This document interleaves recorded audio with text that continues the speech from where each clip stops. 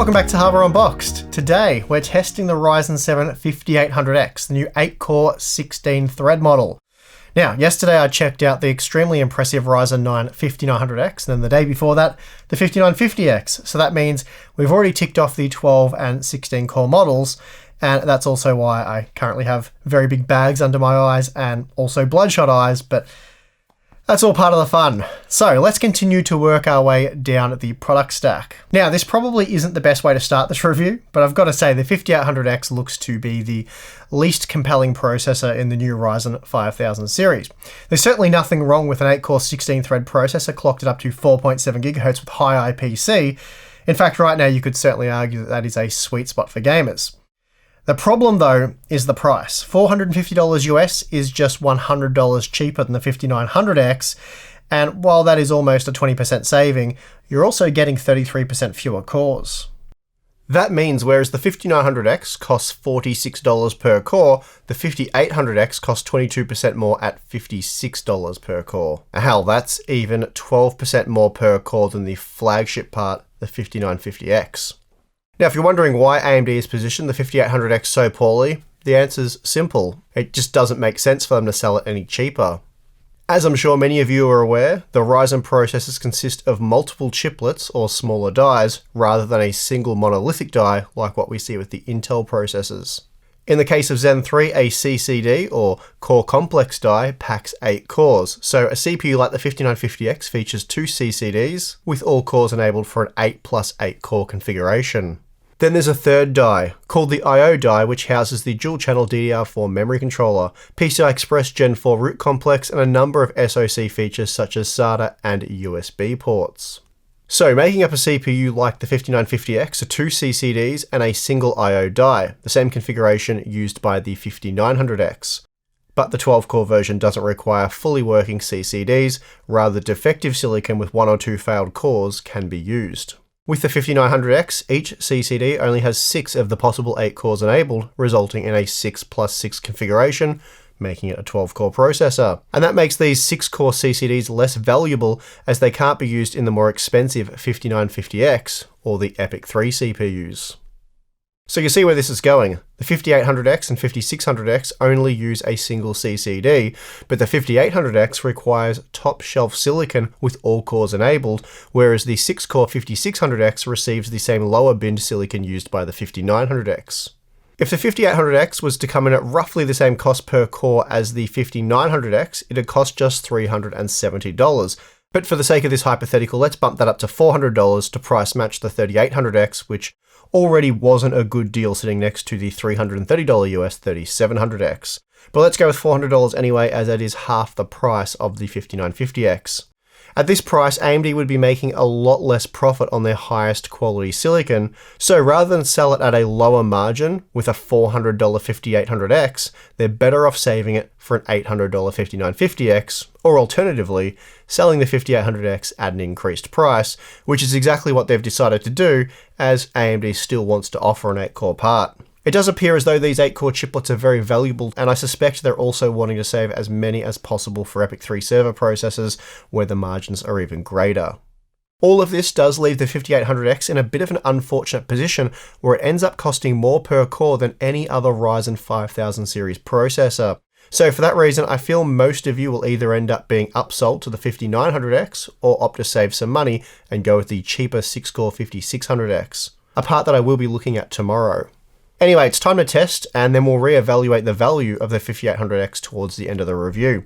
For testing the AMD CPUs, the MSI X570 Godlike was used, along with 4 8GB G-Skill Trident Z DDR4 3200CL14 memory modules for a 32GB capacity, and then cooling all test systems is the Corsair iCUE H150i Elite Caplix IO. Finally, please note that for all the productivity testing, we're using the GeForce RTX 2080 Ti, but for all the gaming benchmarks, I've gone back and updated all of our numbers with the RTX 3090, and I've added some new games in the process. So let's get into the graphs. As usual, we'll start with Cinebench R20. The 5800X scored 5,982 points in this multi-core test, and that meant it was 22% faster than the 3700X. That's a serious performance uplift, and it's what we've come to expect from Zen 3. Also, for those of you wondering, I didn't bother investing the time to retest the 3800X. This is a processor that I dropped ages ago, as it's really no faster than the 3700X. In this test, for example, we're talking about a 3% performance boost. So if the absence of the 3800X is causing you great discomfort, please feel free to add 3% to the 3700X result. Now, when compared to the 10700K, it is 20% faster, and that is a big performance uplift given both CPUs do pack 8 cores with 16 threads. In fact, the 5800X is just 7% slower than the 10900K, so that's pretty amazing stuff given the Intel CPU features 25% more cores. Before we move on with more blue bar graphs, here's a look at how the 5800X clocks in each of the Cinebench R20 tests. For the multi-core test, where all cores are heavily loaded, the 5800X clocks at around 4.55 GHz, which is well above the advertised 3.8 GHz base clock frequency. AMD also advertises a max boost clock frequency of 4.7 GHz, and this should be achieved in single-core or lightly threaded workloads. In the Cinebench single-core test, for example, the 5800X typically operated at 4.85 GHz, so that's 150 MHz over the advertised spec. The 7-zip compression performance is also very impressive. Here the 5800X even managed to edge out the 10900K, as it was 24% faster than the 3700X and 22% faster than the 10700K. So in other words, the 5800X is now the fastest 8-core desktop CPU by a country mile. Decompression performance is also very impressive, though the margins do shrink a little, at least over the 3700X, as the 5800X is now 19% faster. That said, it's also now 31% faster than the 10900K, so a bit of a brutal 8-core smackdown there. AES performance has improved by 12% over the 3700X, and that made the 5800X a whopping 54% faster than the Intel Core i7 10700K. We're looking at a 16% performance uplift over the 3700X in Blender, making the 5800X 12% faster than the 10700K. It was also just 16% slower than the 10900K and 31% slower than the 5900X, which makes sense given it packs 33% fewer cores. We saw previously with the 5950X and 5900X that the gains for Zen 3 over Zen 2 in the V-Ray benchmark are quite extreme. And here we're seeing that once again the 5800X, which was 30% faster than the 3700X, is not a great deal slower than the 10900K. Performance gains in the Corona benchmark have also been strong, and here we're seeing a 26% performance uplift for the 5800X over the 3700X. Then when compared to the Intel competition, we're talking about an 11% boost over the 10700K. Code compilation performance gains aren't quite as extreme, though a 12% performance uplift is certainly nothing to sneeze at, and it means AMD is now 15% ahead when comparing the 5800X and 10700K. Next up, we have DaVinci Resolve Studio 16. As seen previously, the CPU doesn't have a huge impact on performance here, but we're still looking at a 6% increase for the 5800X over the 3700X, which historically would be considered a very strong generational leap. It's a similar story in Premiere Pro, though here the 5800X is more impressive, beating the 3700X and 10700K by a 14% margin, while it was just 2% slower than the 10900K. As we found previously, Photoshop relies heavily on single-core performance, and with Zen 3's massive improvement here, the 5800X is 27% faster than the 3700X. Moreover, because the 5800X, 5900X, and 5950X all feature very similar single-core performance, they deliver comparable results in this benchmark. After Effects is another program that relies heavily on single-core performance, and as a result, the 5800X is able to beat the 3700X by an impressive 23% margin. It was also 12% faster than Intel's best mainstream desktop CPU, and 26% faster than the 10700K. Okay, so here's a look at power consumption. The 5800X does use around 20 watts more than the 3700X, though that's not entirely surprising, as the 3700X is in a bit of a sweet spot when it comes to efficiency. The 3800X, for example, consumed around 20 watts more, which would have made the 5800X and 3800X fairly even in terms of power usage. It's also well worth noting that the 5800X was 16% faster than the 3700X in this test, so a 13% increase in total system usage is still very good in terms of efficiency. It's also 30 watts less than the 10700K. Now, time for the gaming benchmarks, and again, please note I've used a GeForce RTX 3090 for all the game testing. Starting with Far Cry New Dawn, we find that in this latency-sensitive title, the 5800X is actually a whisker faster than the 5900X and 5950X. Basically, it matched the 10700K, making it just 3% slower than the 10900K. That's an 18% performance uplift from the 3700X, which can be seen trailing even the Core i5-10400, at least when comparing average frame rate performance. Performance in Tom Clancy's Rainbow Six Siege is also strong, though this time the 5800X is matching the more expensive Zen 3 processors with 508 FPS on average. That made it 2% faster than the 10700K and 19% faster than the 3700X, so another big generational performance leap there. We're also looking at a 16% performance uplift in Watch Dogs Legion, going from 99 FPS to 155 FPS. Again, the 5800X was able to match the higher end 12 and 16 core models, and that meant that it also matched the 10700K and 10900K. The 5800X was also blazing fast in F1 2020, beating its predecessor by a 20% margin and even edging out the 10700K by 5%. Basically, it matched the 5900X and 5950X to come out just 3% behind the 10900K. As seen previously with the 5900X and 5950X, Zen 3 offers very strong performance in Horizon Zero Dawn, and the 5800X drops just a few frames when compared to those higher end models. And that meant it was 3% faster than the 10700K, so in other words, it matched the Core i7's level of performance, and this was possible due to an 18% performance boost over the 3700X. The gains seen in Borderlands 3 are less impressive. Here the 5800X was just 7% faster than 3700X, and unfortunately that meant it was a little slower than the competing Intel parts, though having said that, it was just 4% slower than the 10700K, and I generally deem anything within a 5% margin to be a tie. Where we don't see a tie is in Death Stranding. Here the 5800X was 12% faster than the 10700K, and you'd be hard pressed to make that margin up by overclocking the Core i7 part. The 5800X was also 33% faster than the 3700X, which is incredible to see. Though having now looked at the 5900X and 5950X, I'm starting to get used to seeing margins like this. The 5800X managed to match the 10900K in Shadow of the Tomb Raider with 165 FPS on average, and that made it 28% faster than the 3700X and 9% faster than the 10700K, while it was just 4% slower than the higher end Zen 3 based models. Interestingly, the 5800X isn't quite as impressive as the 5900X and 5950X in Hitman 2, pushing the RTX 3090 to 151 FPS at 1080p, and that placed it on par with the 10900K. Certainly not a bad result, but I also wasn't expecting it to be 7% slower than the 5900X. Here we see it performed very well in Star Wars Squadrons, basically matching the higher core count parts to match the 10900K and beat the 10700K by an 8% margin. We're also looking at a seriously big 27% performance uplift over the 3700X. And last up we have Serious Sam 4, and again the 5800X was seen matching the 5900X and 5950X with performance that placed it 11% ahead of the 10900K. And a whopping 27% ahead of the 10700K.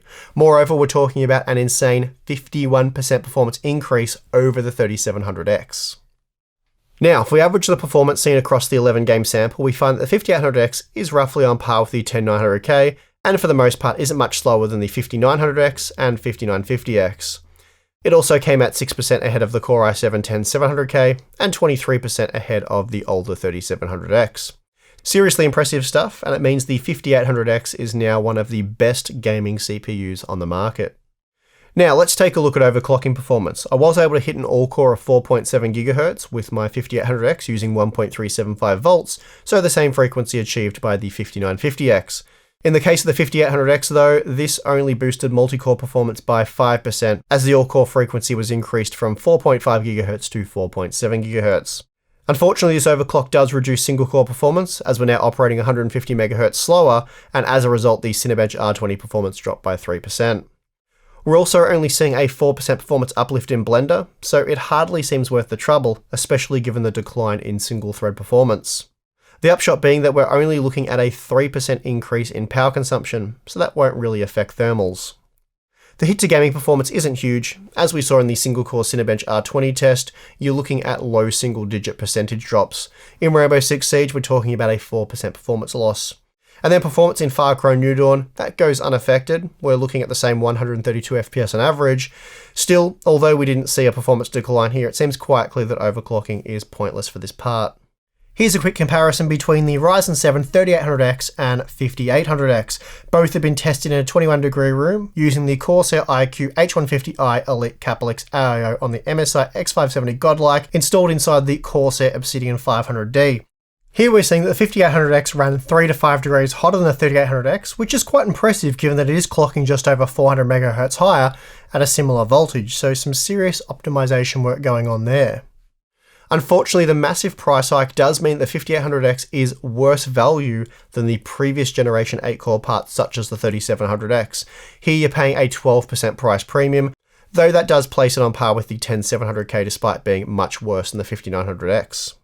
It's also a similar story in Premiere Pro. The 3700X is much better value here, and the 5800X is even edged out by the 10700K.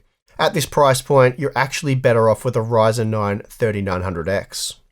Then for gaming, the 5800X comes out costing slightly more per frame than the 3700X despite the massive 28% performance uplift, and it also loses out to the Core i7 10700K in terms of value, though it does make out better than the 5900X as most games can't utilise those extra cores. Now looking at the value equation across all the games tested, it's clear that while faster, Zen 3 isn't as good as Zen 2 in terms of value. The 5800X is again edged out by the 3700X, and even the Intel 10700K represents as a better value option at the more affordable $380 US asking price. Based on what we'd already seen from the Ryzen 9 parts and what we already knew about the pricing for the entire Ryzen 5000 lineup, it's not surprising to learn that the Ryzen 7 5800X is a bit disappointing. In my opinion, AMD has unwisely afforded Intel some breathing room here, as the 5800X isn't the obvious choice for those of you looking to spend up to $450 US. For gamers, the much cheaper Core i7 10700K just offers more value. Yes, it is a little slower overall, but at $380 US, it's just a better value deal, and frankly, you're almost never going to spot the difference when gaming. The only weakness is the lack of PCIe 4.0 support, and while that could become a big deal down the track, it's hard to say exactly when. Both processors do have 8 cores with 16 threads, so in that regard they should age pretty much the same, and that means spending almost 20% more for PCIe 4.0, which might end up being useful within the lifespan of the product, makes the 5800X a bit of a tough sell. AMD's really putting buyers in a situation where those looking to spend around $400 are best off saving a few bucks and going with Intel. Or alternatively, they need to dig deep and come up with another $100 or so to land the Ryzen 9 5900X. Spending $450 on the 5800X just doesn't seem like a good idea. In my opinion, it should cost no more than $400 US.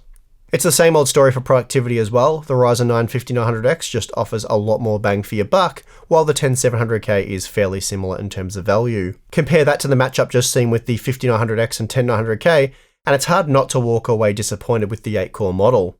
The 5900X dominated the 10900K at everything. It delivered better performance across the board, substantially better efficiency, and just a better feature set, and it did all of this at the same price. Pricing aside though, the Ryzen 7 5800X is a phenomenal leap forward from AMD's previous generation of 8-core processors. A 23% gaming performance uplift on average is quite incredible, and as I said earlier, AMD now offers the world's fastest 8-core desktop CPU. It's just a shame that it didn't retain last gen pricing. Anyway, there's not much more to say on this one. At $450 US, I recommend skipping the 5800X, either spend less on the 10700K, or maybe get the 5600X, which is cheaper again, and we'll be looking at that part tomorrow. Or you could spend more to get the 5900X.